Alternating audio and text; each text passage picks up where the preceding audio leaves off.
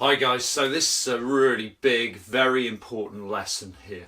Most students are pretty good when it comes to actually defining the different terms of unemployment. They're then not so good at identifying why there might be particular causes of these different types of unemployment. And when it comes to actually understanding the consequences and individual policy responses or potential cures for these types of unemployment, that's where a lot of candidates struggle.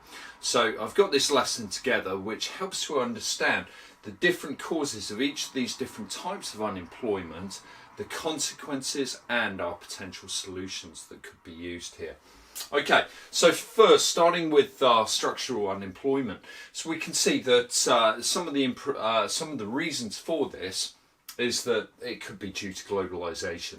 Globalization causes structural change within an economy. The economy develops, and therefore there may be an accompanying deindustrialization where manufacturing jobs have been lost, such as in the UK. For LEDCs, of course, it's the other way round. It would be jobs in agriculture which are being shedded as the economy begins to industrialise. Okay, so if we then focus on our next point there, technological improvements, we can also understand that part of the structural unemployment will actually be a degree of technological unemployment. There could also be causes due to occupational and geographical immobility, so difficulties moving between regions or difficulties between moving from, as I said, the agricultural sector to the manufacturing sector. Some of the consequences that can be caused by this could be significant regional disparities, and it may mean as a direct consequence of this there are very distinct areas of prosperity within an economy, and similarly areas that are actually struggling economically and look relatively poor in comparison to other states within a country.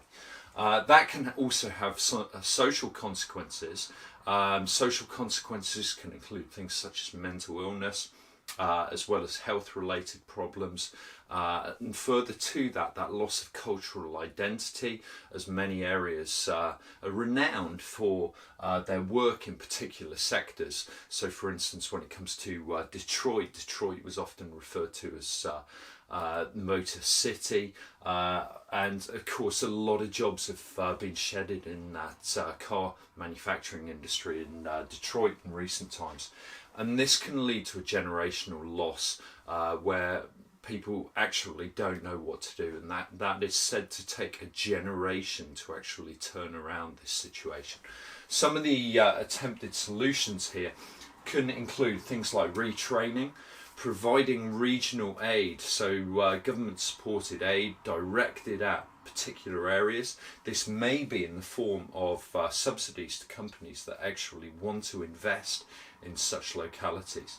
Examples of that include Sony's and LG's manufacturing bases in South Wales, in response to the collapse in the coal mining sector there. So that's a potential solution.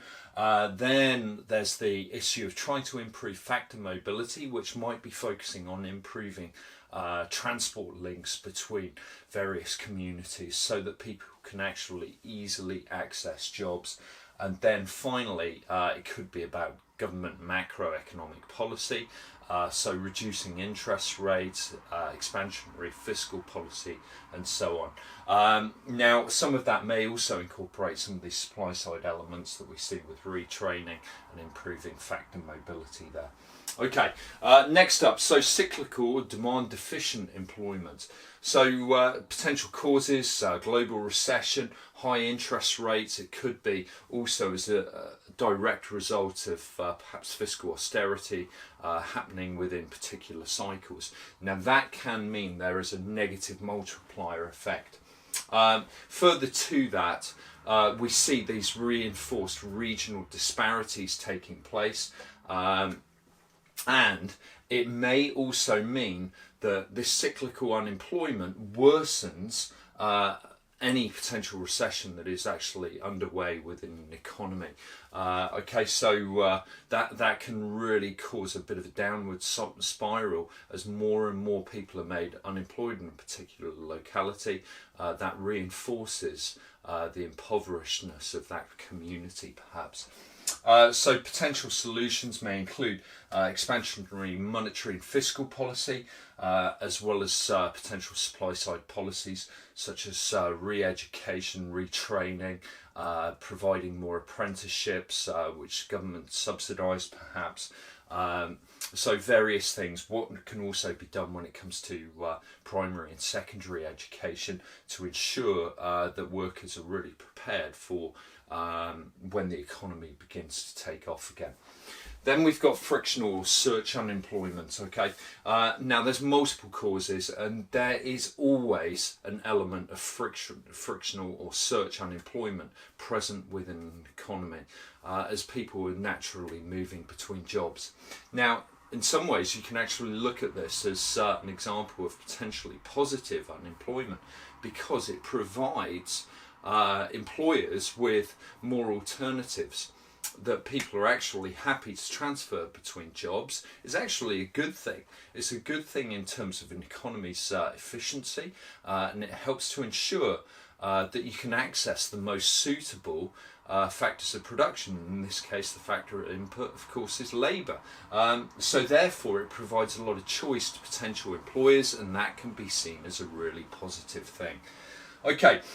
So really, when it comes to potential solutions, what you want to do is make sure that you can actually match up employers and employees very, very quickly within the market. And of course, private sector firms have actually helped greatly in this area. So various jobs websites help to improve that information flow. So can also social media play a role in terms of promoting and advertising jobs. So improved communication is certainly important here. Is there a need for government intervention? Well, if anything, they actually want to make sure that there is this degree of flexibility in the labour markets, and that labour markets aren't too rigid. So what about access to information? Some people that don't have perhaps computer at home or internet access at home, you do need to think about those groups though. So of course in the UK they can gain access to libraries. Local libraries will provide internet access free of charge. Then we've got technological unemployment. So as I said, this can be certainly seen as a component part of structural unemployment. Rapid tech changes here are the key reason. Automation of manufacturing jobs as well, and it may result though in new employment opportunities. So if you think of the changes that have happened within the UK economy and the UK structure of jobs, we've seen a lot of jobs being lost in the primary or agricultural sector as a result of tractors and improved efficiency when it comes to farming methods. Has that been a bad thing? No, arguably that's been a really, really good thing. It's meant that productivity has risen dramatically. It requires far less labourers, and it then means that labour can actually move into the next higher value added area of employment. So again, we could possibly see this as a potentially good thing. Some people, of course, are very, very concerned about the rise of robotics and artificial intelligence. But we know, based on past experience, that this is only going to drive a new wave of job opportunities further down the line. What they are, it's more difficult to say at the moment. So it will change the nature of employment in the longer term, that's for sure. So again, it could be about just ensuring that there is labour market flexibility, that people can actually move between jobs easily, that there aren't certain regulations protecting various job roles unless they're truly necessary. And the potential for retraining and improved education is of course there as well. Okay, so let's move it on, have a look at real wage unemployment here. So this could be due to the power of trade unions. This is less prominent though, however, in the UK economy. So trade unions are not as powerful as they once were.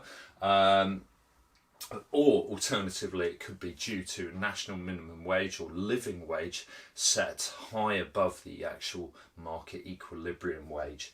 Okay, so this is likely to, of course, increase the participation rate of employment, but it's going to reduce the level of employment within a market. So those people that continue to have jobs, they're going to do quite nicely from this. But those people that are made unemployed or choose to actually enter the workforce, they might find it difficult to actually find really good employment opportunities. Then we've got the issue regarding having labour market flexibility and perhaps reducing the power of trade unions. Okay, this is something that, of course, the Conservative governments have sought to actually tackle. So when it comes to, for instance, strike days, having more of the actual trade union members participate in any strike negotiations. So it could be taking that level up to 60% of members must vote in a potential strike to make it valid and legal in terms of actually taking time off work, perhaps. Alternatively, when it comes to the national minimum wage and the living wage, making sure that you have economists who really understand the labour market and are setting them at such a level where it doesn't create too much real wage unemployment is important. Okay, next up we've got voluntary unemployment, so people actively choosing to opt out of the workforce. Okay, this could be due to the unemployment trap as a result of benefits being high enough to actually encourage people not to work, or it could be due perhaps to the cost of childcare. The cost of childcare is certainly cited as a potential reason for people just choosing not to actually go to work because they can't in essence actually generate any rewards in so doing.